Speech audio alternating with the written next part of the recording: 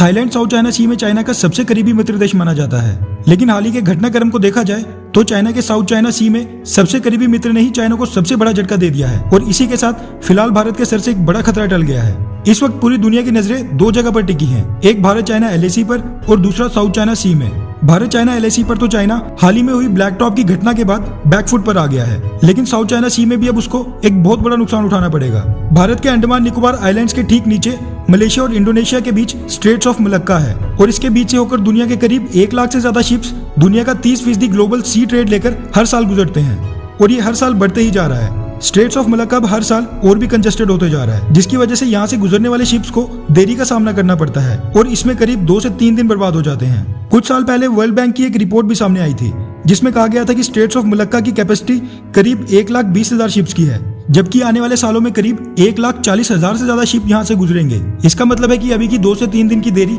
बढ़कर 4 से 5 या फिर 7 से 8 दिन तक भी हो सकती है। स्ट्रेट्स ऑफ मलक्का को मलेशिया, इंडोनेशिया और सिंगापुर कंट्रोल करते हैं और यहाँ के पोर्ट्स पर सालाना कई हजारों शिप्स रुकते हैं। इसी के साथ ये तीनों देश मैरीटाइम सिक्योरिटी के नाम पर यहाँ से गुजरने वाले शिप से ट्रांजिट टोल टैक्स भी चार्ज करते हैं, जिनसे इनको बहुत मुनाफा होता है। अब इसी मुनाफे को देखते हुए थाईलैंड ने सोचा कि क्यों ना वो सारे का सारा मुनाफा कमा ले और इसके लिए वो थाईलैंड के दक्षिण में क्रा कैनाल का निर्माण करने जा रहा था। इस क्रा कैनाल के बनने से स्ट्रेट्स ऑफ मलक्का का महत्व बिल्कुल खत्म हो जाता, क्योंकि ये 100 किलोमीटर लंबा कैनाल लगभग 1200 किलोमीटर के सी रूट को कम कर देता और इससे 72 घंटे तक का भी समय कम हो जाता, जिससे बिना किसी डिले के यहाँ से लाखों शिप्स आसानी से गुजरते। चाइना के लिए ये क्रा कैनाल इतना ज्यादा महत्वपूर्ण इसलिए था क्योंकि चाइना का 80% ऑयल इंपोर्ट और सी ट्रेड अभी के समय स्ट्रेट्स ऑफ मलक्का से होकर गुजरता है, जिसको भारत किसी भी समय ब्लॉक कर सकता है। चाइना का सबसे बड़ा हथियार ही उसकी अर्थव्यवस्था है और जब वो क्रा कैनाल से अपना सामान वेस्ट एशिया, अफ्रीका और यूरोप के बाकी देशों को भेजेगा तो उसका सामान करीब 10 से 15% और सस्ता हो जाएगा और डिलीवरी का समय 4 से 5 दिन और कम हो जाएगा।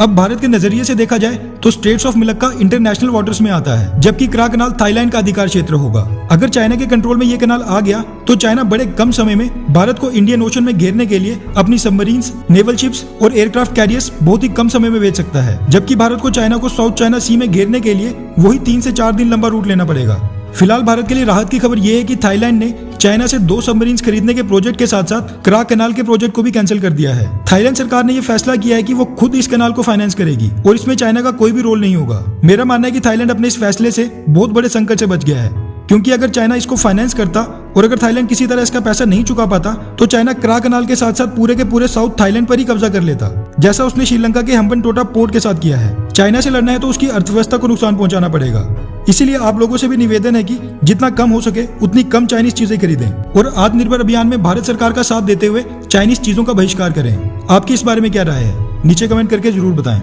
अच्छा सुनो, चैनल को सब्सक्राइब करो, उसके बाद घंटी बजा देना ताकि अगली वीडियो आपसे मिस ना हो पाए। Thank you.